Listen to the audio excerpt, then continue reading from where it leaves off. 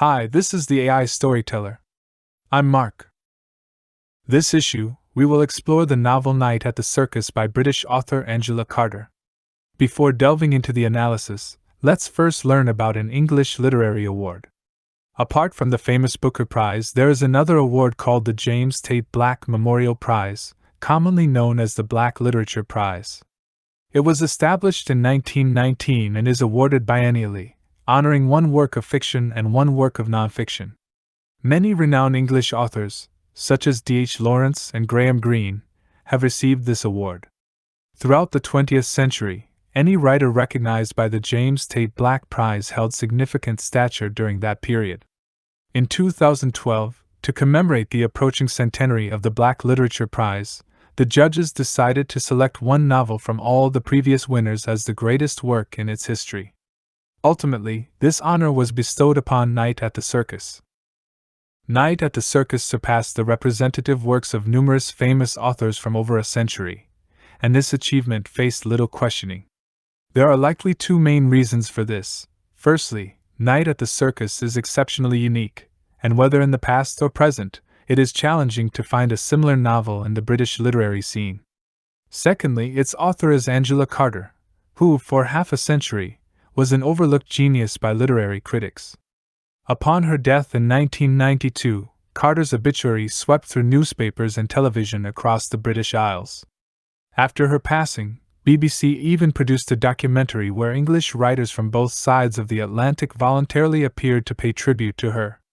However, during her lifetime, she rarely made it onto bestseller lists and hardly ever made it to the final lists of prestigious literary awards. Even her most acclaimed and ambitious work, Night at the Circus, only shared the 1984 James Tate Black Prize with another novel, Empire of the Sun. Although Carter never won a Booker Prize herself, she served as a judge for the award twice. During her time as a judge, she discovered and endorsed contemporaries such as Ian McEwan and Salman Rushdie, who quickly became literary idols in 20th century Britain. Carter's ideas and creations also influenced many successors, including Jeanette Winterson and David Mitchell. Carter taught writing classes at several universities, and Nobel laureate Kazuo Ishiguro was one of her students. These mentioned writers all achieved fame and fortune during their respective heydays, while Carter remained outside the realm of literary fame and recognition. This section will primarily address the question of why Carter consistently remained unrecognized in the realm of literary honors. Along the way, we will briefly review Carter's life. In 1940, Angela Carter was born in London during the period of the Dunkirk evacuation. Chronologically, Carter belonged to the post-war generation.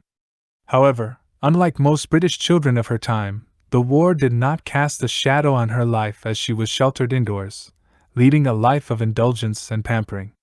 Her companions were stacks of snacks, books, newspapers, dolls, and radio programs on BBC that narrated tales of mythology and adventures. Though her childhood might have lacked playmates, spending most of her time alone in this environment of seclusion and freedom cultivated an unusually mature, bold, and imaginative personality in Carter. When she entered the literary world, Carter always refused to go with the flow. She began writing around the 1960s, a time when the British literary scene was serious, and most mainstream works focused on themes such as class struggle, racism, protests, revolution, and anti-war sentiments. Conforming to this trend could have made it easier for a writer to gain acceptance from the public, but Carter turned her head away and immersed herself in medieval myths, Hollywood movies, and Shakespeare's works. She did not agree that seriousness was the highest quality of literature. Stylization, symbolism, double entendre, generosity, and humor were equally important to her. Let's experience Carter's early writing style through a passage. Her sweat smelled like deodorant spread over metal, making it impossible to imagine her sitting on the toilet, shaving her armpits, or picking her nose. When Maurice saw her again, he firmly believed his beer tasted like her. We can sense that Carter's language has a touch of the colloquial, and aims to evoke sensory experiences. No one among her contemporaries wrote novels quite like her. At that time, novels either overflowed with intense philosophical speculations or adhered to pure realism, creating an overall atmosphere of anger or suppression. Carter's uniqueness made it difficult for the public to accept her writing, and her talent was only recognized by a few literary enthusiasts. They praised Carter as if they had discovered a new continent, celebrating her language as a wound of imagination torn open in the staid British literary scene. This serious trend in the British literary scene began to change in the early 1970s, thanks to male authors like Ian McEwan, who were contemporaries of Carter. They fearlessly explored themes, forms, and styles, and literature became an essential part of British popular culture, with young people wanting to see their genuine emotions and lives in novels. However, subtle changes occurred once again.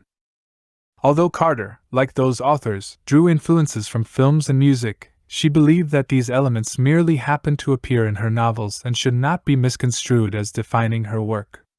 Literary critics at the time described Carter's novels as magical realism, a label she opposed.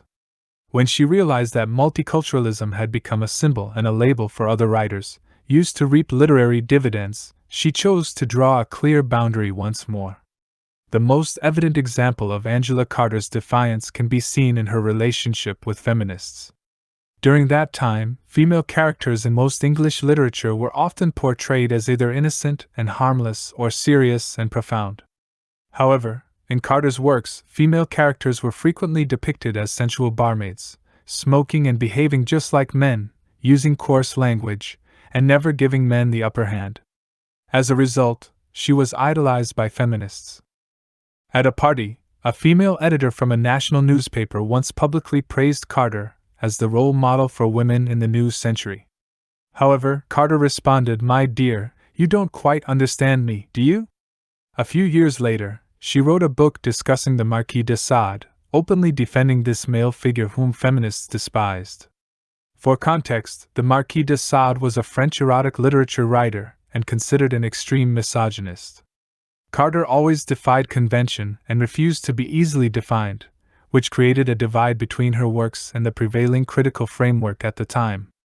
After all, literary scholars always need definitions, and when they encounter a character they can't quite explain, their literary authority is challenged. Throughout the 20th century, the British literary scene chose to overlook Carter, mainly because they couldn't quite place her. Nonetheless, this neglect was somewhat polite, as many of them acknowledged that Carter was ahead of her time. However, it was precisely this resistance to being defined that drove Carter to write new novels one after another. Each of her novels was like an adventure, where she would pour new wine into old bottles labeled with her name and style, then wait for the next explosion. This continued until Nights at the Circus, which was the second to last novel Carter wrote before her death. It incorporated all the strengths and flaws of her previous styles, making it her most magnificent and candid literary performance. Next, let's take a closer look at what Nights at the Circus is all about. Published in 1984, the novel is divided into 3 parts: London, St. Petersburg, and Siberia. If we were to summarize the female protagonists in Carter's novels before Nights at the Circus, they are a group of people who love performing in front of the camera, their actions filled with dramatic flair and with no inhibitions. These characters embrace their sexual allure without reservation, constantly exuding confidence and vitality, sometimes even making others uncomfortable.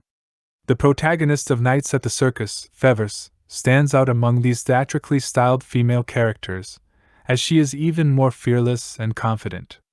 If in the previous novels Carter used fiction as a means to explore and discover her own self-awareness, by the time Nights at the Circus came along, these explorations had concluded and transformed into her own self-expression. Carter once said, "A character of this type, like Fevers, would normally be the second lead in a British film. But this time, I wanted to put her in the spotlight." In Nights at the Circus, Angela Carter places Fevers, a legendary circus performer, at the center stage. Fevers is renowned worldwide and is quite different from ordinary people. She is naturally tall and large, claiming to have a pair of enormous wings. One early winter evening, a skeptical American male journalist named Walser arrives in London, intending to interview Fevers. He believes Fevers is a fraud and that she does not actually possess wings. He presents 3 arguments. Firstly, Fevers' wings are unattractive, and her aerial performance lacks finesse, as if she has no control over the wings. Secondly, Fevers has no tail, which from a mechanical perspective raises questions about how she could balance herself if she were truly capable of flying. Finally, Walser finds Fevers' speed to be too slow, making her aerial maneuvers no different from those of trapeze artists. Though these doubts may appear compelling, when Walser confronts Fevers directly, he encounters a challenge like nothing he has ever faced before. Fevers is unlike anyone he has ever interviewed. Walser is a well-traveled and worldly man, but Fevers resembles Scheherazade from 1001 Nights, exuberantly dancing her way into London. No matter how many rational and well-reasoned questions Walser throws at her, Fevers answers in an exaggerated style, with towering rhetoric, tons of banter, and ever-present puns, metaphors, and symbols, leaving Walser bewildered. What he finds even more unbearable is Fevers' lack of decorum and manners. While she tells her stories, she nonchalantly burps, sweats, spits, passes gas, tears off false eyelashes, and tosses around dirty stockings along with face powder and underwear in front of Walser. Readers are quickly immersed in Walser's perspective, and they become curious about who will emerge victorious in this encounter: the realistic, logical Walser, or the seemingly eccentric yet cunning and intelligent Fevers, who is both refined and coarse. Carter uses her mastery of language to provide readers with an answer. The young journalist wanted to keep a clear head, so he took turns holding a glass, notebook, and pencil, secretly seeking a place to put the glass where Fevers couldn't keep refilling it. He tried to get rid of the lady's glass and made various efforts, only to end up shuffling a large stack of hidden love letters, which fell with a clamor and dragged out a bunch of stockings squirming like snakes from the mantelpiece, emitting a strong foot odor. It was the last component of the highly personalized smell that filled the room. Fevers turned a blind eye to his frustration. In this passage, we can feel Carter's uninhibited and imaginative writing style. The entire passage blends four distinctly different literary styles: Shakespearean elegance and rhythm, French writer Rabelais' dirty humor, surrealist metaphors, and an undercurrent of female tone. It's hard to find another writer like Carter in the entire 20th century English literary scene, where she effortlessly blends multiple literary styles within a few pages. This intense operation doesn't stop throughout the entire book. It's a fast-paced journey from beginning to end. The Chinese translation of Nights at the Circus consists of 300,000 words, and almost 90% of the text maintains this rhythm. Let's return to the story. Fevers and Walser confront each other in London, and the encounter ends with Walser's failure. None of his suspicions are answered, but readers get to know the mysterious past of Fevers. From a worldly perspective, Fevers' background and experiences are not necessarily fortunate. However, Carter allows Fevers to narrate her experiences with a near-ecstatic tone. Thus, tragedy turns into legend, becoming a kind of both real and false fairy tale. Next, let's explore Fevers' extraordinary past. She was picked up by a madam in the London suburbs and raised in a brothel during her childhood, surrounded by a group of chattering dancing girls. While the dancing girls worked, Fevers was placed in a glass case in front of the door, pretending to be a living Venus. Amidst various clients from all walks of life, Fevers managed to preserve her innocence under the care of these most unorthodox women in London. Later, when the madam passed away, the brothel closed down, and Fevers and her foster mother, Nelson, inherited a part of the property. They sought refuge with Nelson's brother, who was a pastor. Pastors were traditionally seen as righteous individuals, but Carter portrays this particular pastor as a cunning man who not only embezzles Fevers and Nelson's money but also drives them away. Due to dire circumstances, Fevers is sold to Madame Schreck, a woman who collects various oddities in London and caters to men with peculiar fetishes. Fevers spends terrifying months there, constantly fearing that she might be taken away by one of these monstrous clients. Finally, Madame Schreck sells her to a member of Parliament who is infatuated with a peculiar sacrificial ritual, with Fevers as the intended victim. Despite the perilous situation, Fevers eventually manages to escape. In this part of the novel, Carter cleverly uses Fevers' voice to expose the politicians' political leanings against women's suffrage. This satire is filled with irony, and we'll explore it further later. Unknowingly, a night has passed, and Fevers proposes to end the interview. In this part of the novel, Carter imitates 1001 Nights, repeatedly reminding Walser through a clock in Fevers' dressing room that dawn is approaching, and the story is about to be interrupted. Walser's notebook is filled, but he hasn't found any of the facts he was looking for, only a heap of legendary stories he cannot distinguish. Walser doesn't give up after this failure. He writes to his newspaper, continues to stay in England, and even disguises himself to apply for a job at the circus where Fevers works, following her from London to St. Petersburg and Siberia. In the later two parts of the novel, the focus is mainly on Fevers' circus journey that spans the East and West hemispheres. If in the first part, Carter displayed her mastery of various styles, effortlessly switching between them, then in the second and third parts, she starts to emphasize fairy tales and metaphors. Walser finally meets Colonel Kearney, the mastermind behind the circus, and his companion, a little pig. Walser's identity in the circus is to be determined by this little pig, and in the end, he is appointed to play the clown.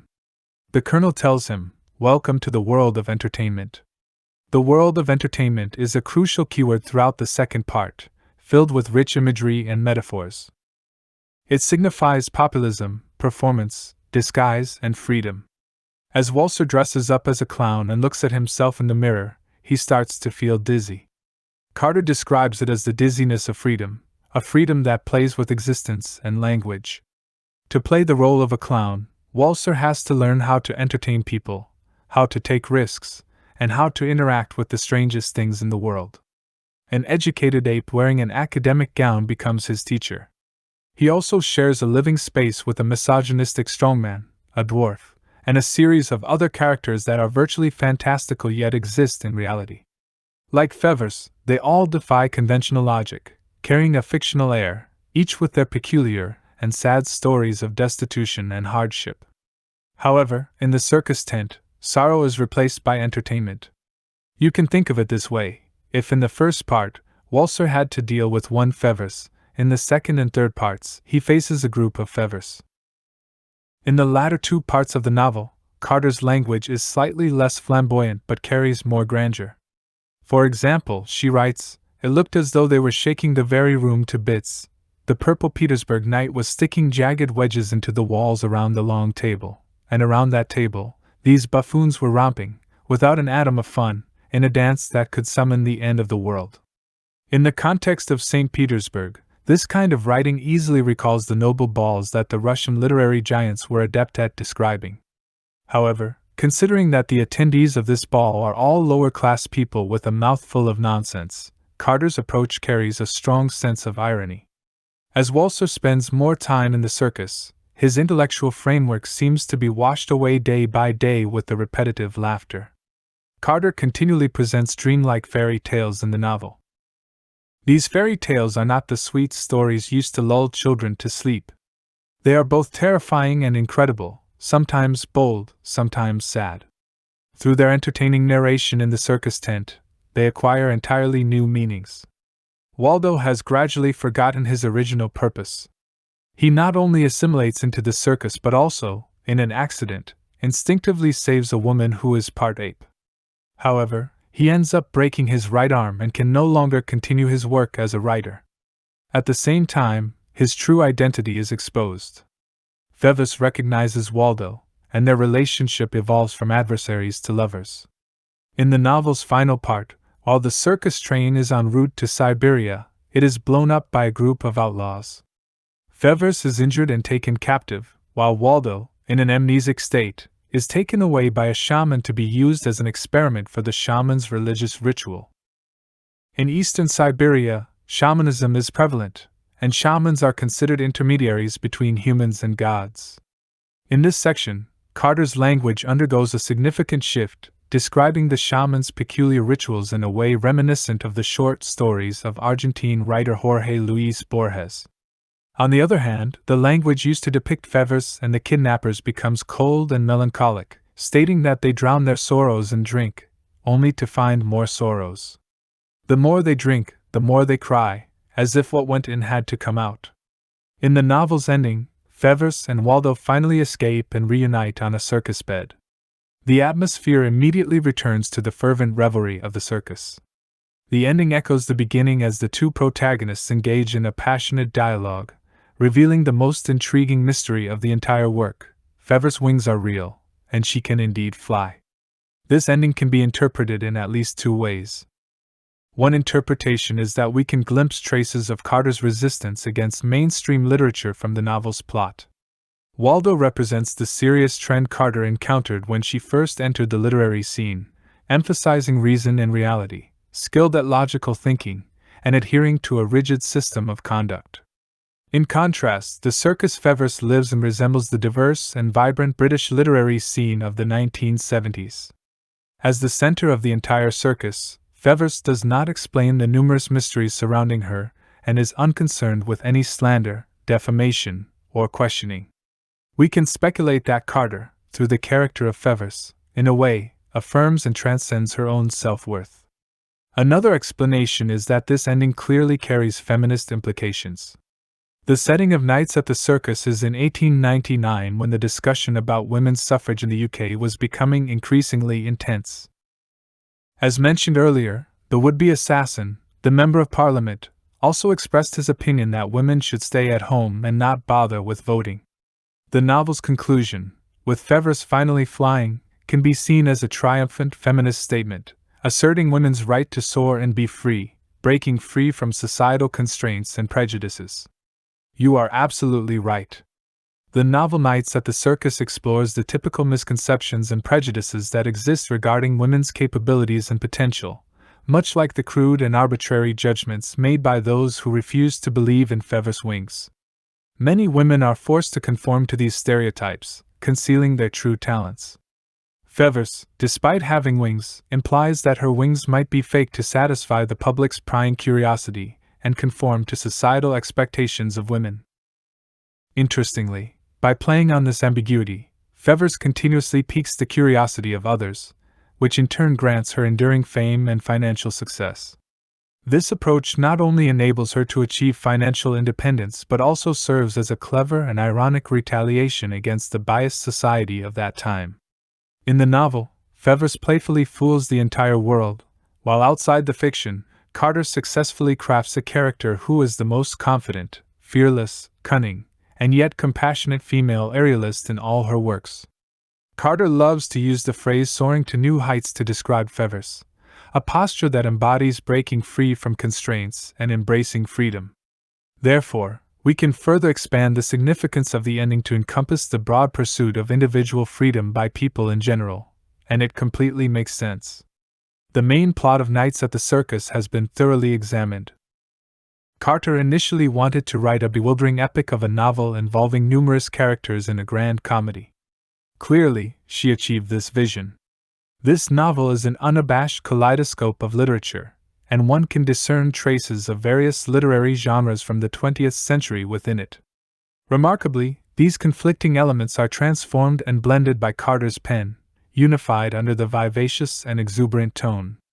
Critics have used terms such as magic realism, Gothic, and feminism to describe Nights at the Circus, but Carter was not fond of ready-made labels. Perhaps we can find the answer within the title itself. To some extent, this novel about a circus embodies the characteristics of a circus in its narrative, which includes three key elements: revelry, miracles, and understanding. The first key element is revelry. Revelry is an essential attribute of a circus, essentially seeking joy, self-forgetfulness, and the breaking of authority. Nights at the Circus portrays dozens of characters, who, regardless of their destinies, exude confidence and joyous attitudes. The stories that emerge from their mouths are dramatic and exaggerated. Readers are offered a full sensory experience, vivid imagination, and an escape from the confines of real life. Like watching a circus performance, readers and the author are on equal footing, sharing in the enjoyment of the show. Indeed, you've captured the essence of the second and third keywords: miracles and reconciliation. In a circus, the element of surprise and wonder is crucial to captivate the audience. Similarly, a narrative imbued with the essence of a circus must continually present fresh and marvelous elements. In Nights at the Circus, these elements are never forced. They sometimes appear subtly within a character's dialogue. For instance, in the third part of the novel, Ferris casually says, "Tomorrow's jam, my dear." If you have read Lewis Carroll's Through the Looking Glass, you know that Carter referenced a metaphor from that book.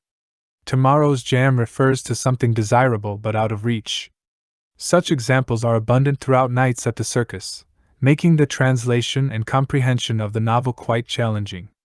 Carter freely traverses various literary elements, requiring readers to possess a rich knowledge of literature and sensitivity to language to better understand her work. Just as a circus touring performance never fails to captivate, Carter's novel has the allure of being enjoyed repeatedly, always offering something fresh and new upon revisits. The final keyword is reconciliation. Circus performances are a collective effort, and a successful circus troupe requires members who can resolve conflicts and cooperate harmoniously. In Carter's portrayals, characters usually unite and come to mutual understanding, even if they initially have opposing views. Carter ensures that conflicts are dissolved, leading to resolutions where characters respect one another, sometimes becoming friends, mentors, or even lovers. For example, in Nights at the Circus, Walser initially meets Ferris with bias and a hidden agenda. He infiltrates Ferris' circus, intending to expose her, but instead of holding a grudge, Ferris falls in love with him upon discovering his courage. Carter excels at unearthing the virtues in her characters, regardless of their troubled past or the wicked deeds they may have committed. She views them all through a lens of warmth and idealism, treating them with equal compassion. This benevolent, reconciliatory attitude, juxtaposed with the pervasive irony and satire in her novels, creates meaningful contrasts. Not only in her novels but also in real life, Carter was such a person. Despite never receiving fair recognition throughout her life, she never looked at others with malice. She criticized McEwan for becoming increasingly trendy in his later works, but still acknowledged the sincere part of his personality, and they often had dinner together. Although she didn't particularly enjoy the novels of A.S. Byatt and Doris Lessing, she believed that these two talented female writers deserved respect. She had a complicated relationship with the feminist circle, yet she continued to advocate loudly for feminism, and she cared deeply about the fate and well-being of women. Even though Carter's language was sharp and unsparing, deep inside, she honestly loved every person she encountered. In a way, the character of Ferris in Nights at the Circus is a reflection of Carter herself. To recap, we explored Carter's literary career. Her refusal to be defined and her rebellious nature led her to be ignored by the mainstream literary world. However, this ignorance fueled her creativity, and time and again, she produced innovative works to refute those who tried to pigeonhole her. These creative endeavors eventually culminated in the birth of Nights at the Circus. Next, we delved into the story of Nights at the Circus, focusing on the three key themes of carnival, miracles, and reconciliation, which capture the essence of the circus. In summary, the novel not only reflects Carter's literary prowess but also embodies her multifaceted personality and her compassionate attitude towards others. The themes explored in Nights at the Circus align with her own views and experiences, making the novel a testament to her unique and daring spirit. Well, that concludes the content for this episode. If you enjoyed my video, please click like, subscribe to my channel, and share it with your friends. Thank you.